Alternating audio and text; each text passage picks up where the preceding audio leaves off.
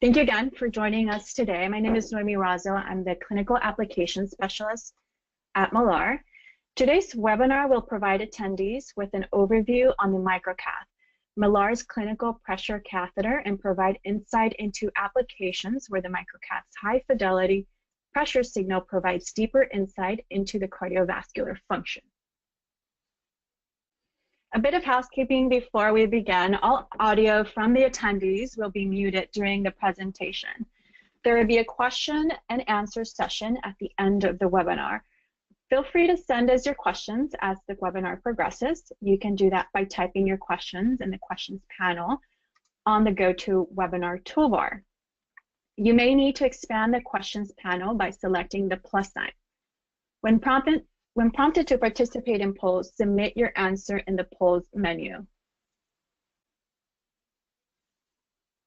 This presentation is intended for current and potential MicroCath users and will provide an overview of the MicroCath pressure catheter's intended use, specs, theory of operation, cath lab setup, high fidelity pressure signal advantages, and a brief discussion on applications.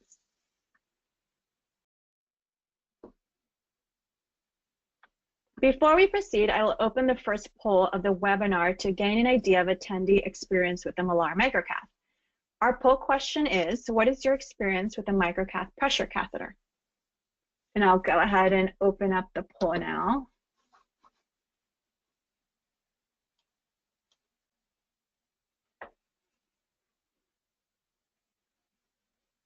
Again, the poll panel is on the GoToWebinar control panel.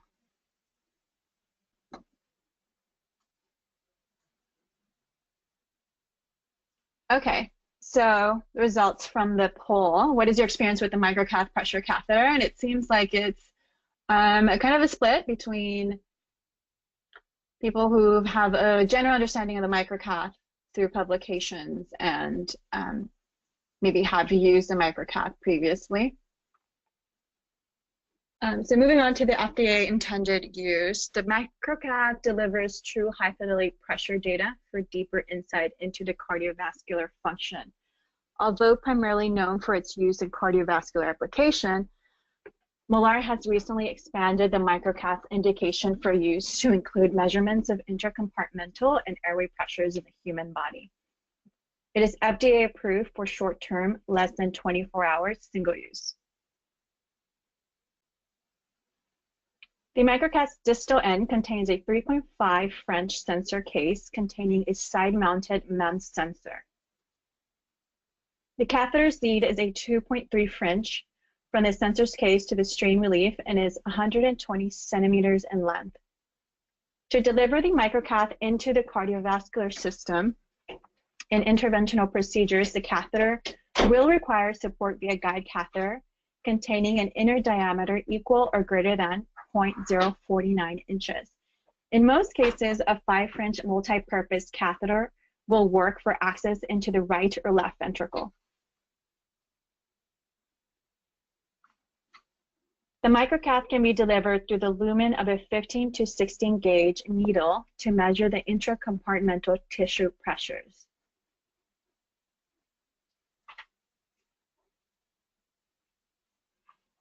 The MicroCath is designed using a Wheatstone bridge configuration containing a pressure-sensitive membrane known as a sensor diaphragm. The diaphragm is side-mounted on the distal sensor case. The sensor measures the summation of the mechanical pressure that impinges on the diaphragm and converts that to a voltage signal, which can be used to calibrate to a known value of millimeters of mercury.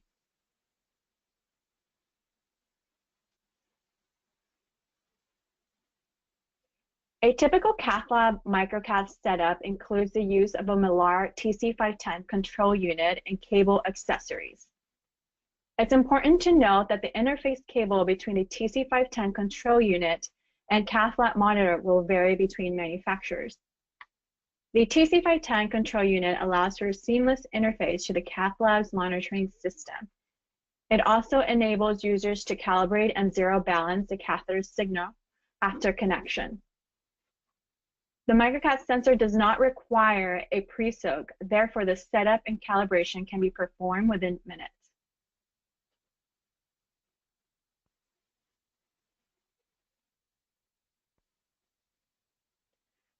There are many advantages to utilizing the MicroCath for its high-fidelity pressure signal. Millar sensors are considered the gold standard for in vivo and in vitro pressure measurements. The sensor's diaphragm is extremely sensitive to small pressure changes. Compared to fluid-filled catheters, there is no motion and catheter whip artifact. Millar sensors have an excellent frequency response and no signal attenuation. The sensor is also vented to atmosphere to minimize the effect of atmospheric pressure.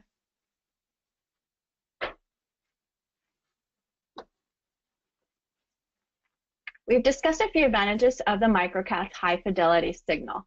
This table draws a comparison between the MicroCath and your traditional fluid-filled catheters. The MicroCath's high-frequency response provides greater accuracy than your traditional fluid-filled catheter, and therefore makes it possible to measure DPDT with higher reliability. It's important to note that the MicroCath sensor is positioned at the pressure source, whereas the transducer used in fluid-filled catheters is positioned externally from the patient. This LabChart tracing provides a comparison between a Millar's high-fidelity pressure catheter and a traditional fluid-filled catheter. The red channel represents Millar's high-fidelity signal, and the blue channel is a signal acquired from a fluid-filled catheter. Note signal attenuation on the fluid-filled blue channel when the frequency of the pulse waveform increases from 5 Hz to 10 Hz. In this waveform, we see the effects of tapping both a Millar high-fidelity catheter and fluid-filled catheter. Notice the artifact collected in the blue channel, where the red high-fidelity signal is not affected by mechanical disturbances along the catheter lead. This plot shows a DPDT waveform of both the high-fidelity catheter in red and the fluid-filled catheter in blue. The high-fidelity signal is plotted with greater accuracy. Notice the time delay and dampened signal of the blue waveform. The MicroCath pressure catheter is used in many cardiovascular applications where high-fidelity signal is required to make accurate assessments. In aortic stenosis cases, the MicroCath is used to measure pressure gradients across the aortic valve. The MicroCath can also be delivered into the right ventricle for RV and PA pressures in studies involving pulmonary hypertension. Because patients are moving during exercise study, the MicroCath provides physicians reassurance that the signal will not be disturbed from motion artifact, and therefore DPDT, which is a measure of contractility, will not be affected when plotted. In conclusion, the MicroCath is FDA approved for diagnostic and research pressure measurements in cardiovascular, intercompartmental, and airway studies, and is a gold standard for pressure measurements due to its high signal accuracy. So this concludes our presentation today. I'll now open the questions panel for Q&A. If you have any questions related to clinical support or would like to learn how your current research could benefit from high-fidelity pressure signal, feel free to shoot us an email at sales@millar.com. So if you have any questions, you can submit them on the questions panel toolbar. And I'm not seeing any questions coming through, but I did want to point out the signal range for the Millar MicroCath, and because it is designed for cardiovascular studies, it will measure within your typical cardiovascular pressure ranges, which for our particular sensors, it's between -50 to 300 millimeters of mercury, and that's the linear pressure range. So what that means is that you can easily interface with like one of our control units, the TC510 or the PCU 2000 for a linear pressure range. Now, if you were involved in studies that would require a pressure range over 300 millimeter of mercury or under 50, our overpressure is -60 millimeters of mercury to 4,000 millimeters of mercury. Your setup would be different. You would require a low voltage amplifier, and then obviously like your data acquisition unit to be able to obtain pressures using the microcath for an overpressure range. You would also need to use a multi-point calibration. So the calibration itself would be a little bit more involved than just a straightforward 2-point calibration that you do with the microcath in the linear range, but it's definitely doable. And I'm actually not seeing any questions coming through. Okay. Let me see if I can.